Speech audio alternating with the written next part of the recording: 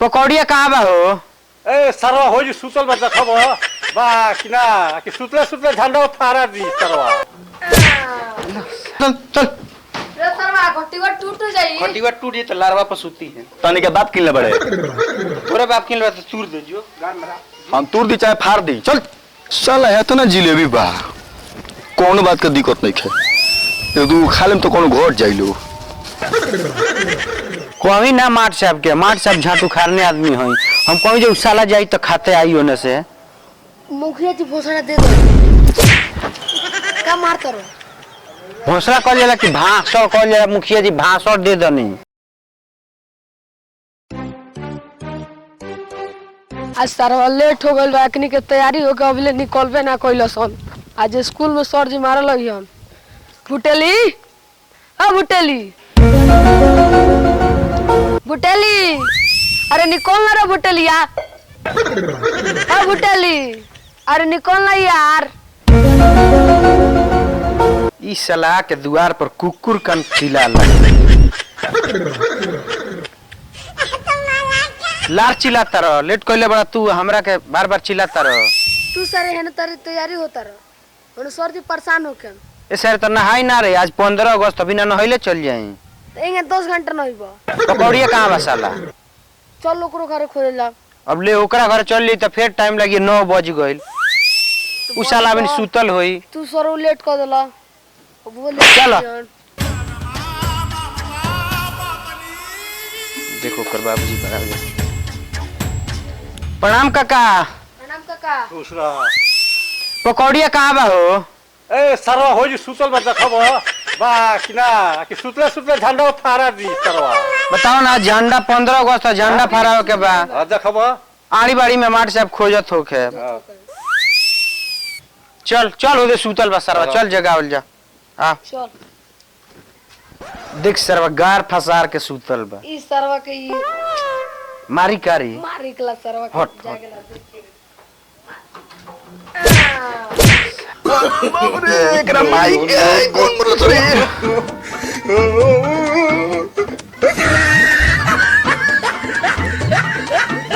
कारे साला दोगला का रे साला सारे तू लोग सुतला में गान मारला बोलोगिन ए साले 15 अगस्त हई 9 बजे कब जेबे झंडा ना फरई बेरी 15 अगस्त ताजे हो तब कहिया हो। अरे साला अरे साला तो बतावला ना रे हमरा के देखली साले सुतल बड़ा 9 बजे तोर बाबूजी तोरा के 4 गो गाड़ी देत रहे। बाबूजी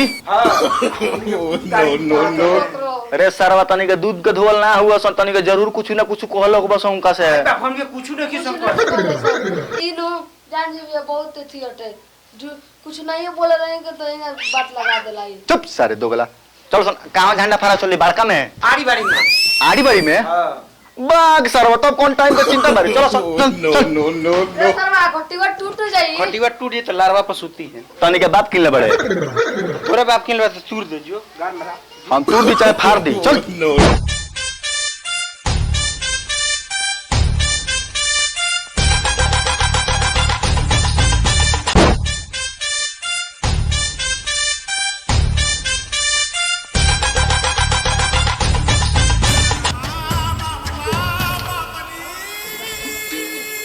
मुखिया जी अबे ना कहनी आइयो बारे सन ना आइले सन बड़ा लेट हो गई हां हो हम गई तार लो ना आइबो लोग सर जी प्रणाम। काहे इतना लेट हो गेलो खुश रह ए महाराज हो ये सारा सुतल रही हां ये एकरे आई लइका बिहाने से हमरा लगे परेशान बाबे कि केहू आइल तो भेजनी हम ये सुतर लागू गइला त हमरा के बोला के मुखिया जी अब आवते होखे मुखिया जी आओ तनी हां मुखिया जी आवत नहीं ए माट साहब हां आ मिठाई आइल बा आइल ना हाय लइका और कपार खोजसन ओल बाटे ओल पूछ ले बाबू पकौड़िया जाके बोनू के दुकान में से 5 किलो जिलेबी 5 किलो जलेबी हो जाई हाँ कोई भी हेडमास्टर साहब कहनी है ए ई ना जाई हम जब ई सरवा जाई तो रास्ता में से खाते आई ना रखई पूजा ये ईमानदार आदमी है पूजा ना खाला साला पूजा के चीज हो खइबे ना कर अंदर तनी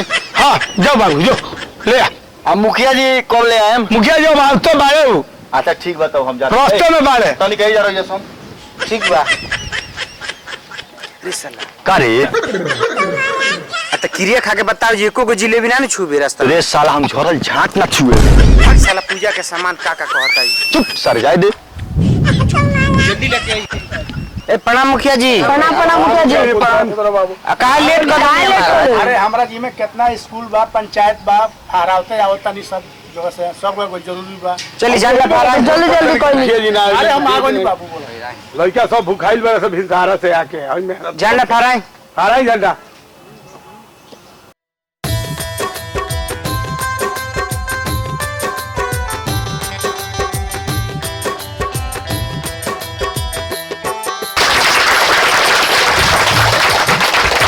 भारत माता की जय। भारत माता की जय। वंदे मातरम। वंदे मातरम। वंदे मातरम।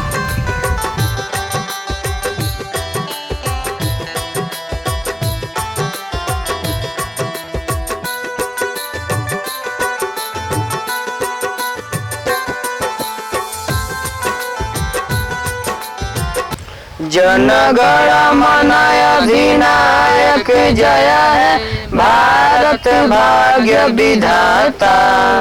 पंजाब सिंध गुजरात मराठा द्राविड़ उत्कल बंगा विंध्य हिमाचल यमुना गंगा उच्चल जलधि तिरंगा। तब शुभ नामे जागे तब शुभ आशीष मांगे गाए तब जय गाता। जनगण मंगलदायक जय है भारत भाग्य विधाता। जय है जय है जय है जय जय जय जय है। महात्मा गांधी अमर रहे। महात्मा गांधी अमर रहे।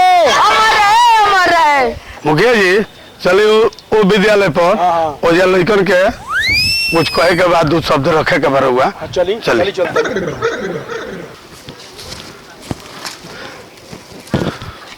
साला है तो ना जिलेबी बा कौन बात का दिक्कत नहीं है। यदि खा लेम तो कौन घट जाइलो।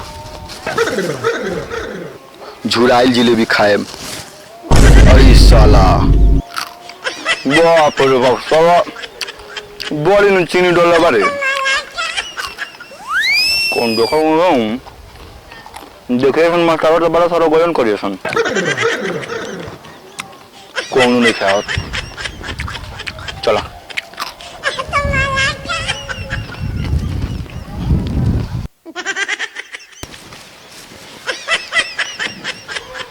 खा लेम तो का घट जाई। सारा चीनी ढेर डाले बा। नो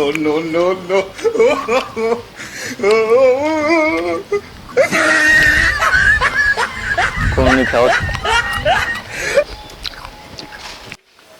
बच्चों इस तिरंगा के लिए अनेकों वीरों ने अपना कुर्बानियां दी हैं तब जाकर मेरा देश आजाद हुआ है। हाँ भाई वो भी ले जिलेबी लेकिन आई कोई ना माट साहब के माट साहब झाटू खाने आदमी है। हम कहीं जो साला जाई तो खाते आई होने से। मुखिया जी भोसड़ा दे दो। का मारता रहो। भोसड़ा कल जाला कि भाषण कल जाला। मुखिया जी भाषण दे दनी।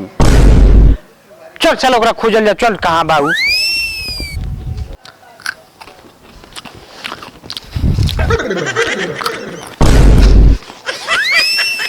सारा बा कहे ते खाते उतर जिलेबी हम लड़का पूरा एथी पर बरसम पानी पी के चल हम कमी ना कमी नु का ये अपन रहन छोड़ी।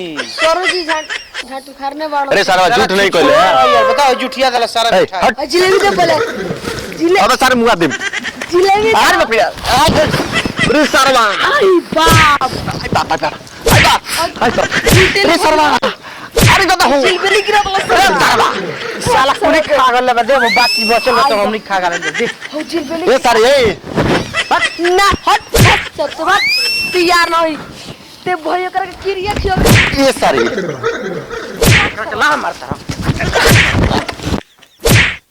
अरे सरवा अरे रुक रे अरे माई रे सारा मुखिया जी भाषण दे के सारा लइका बोलछल में से जिलेबी आई त खा जिलेबी जाई आई तो बात सरवा पे भाई 5 किलो जिलेबी बा ए सराऊ हई एगो एक्स्ट्रा मंगलर नहीं खाए खातिर देलर ले उ भाई 5 किलो जिलेबी है 10 किलो जिलेबी बा ये सरवा लइके झाट खई सरी ये खइयो सन जिलेबी खइयो सन हई सारा दोगला अरे साला दे ए साले त ये ले नदी ये हम- खा गाली अब लइका नो झाट खाई चा जिलेबी खाई ठीक बा अब हमने खा हम त ले। दुनिया खा ले जाई खाई चाहे अपने ठीक बा बात चल सर भाग के दोगला बताओ ना हई सरवा हमारे कोनो लाइक ना छोड़े रे सरवा रे रे आई पाप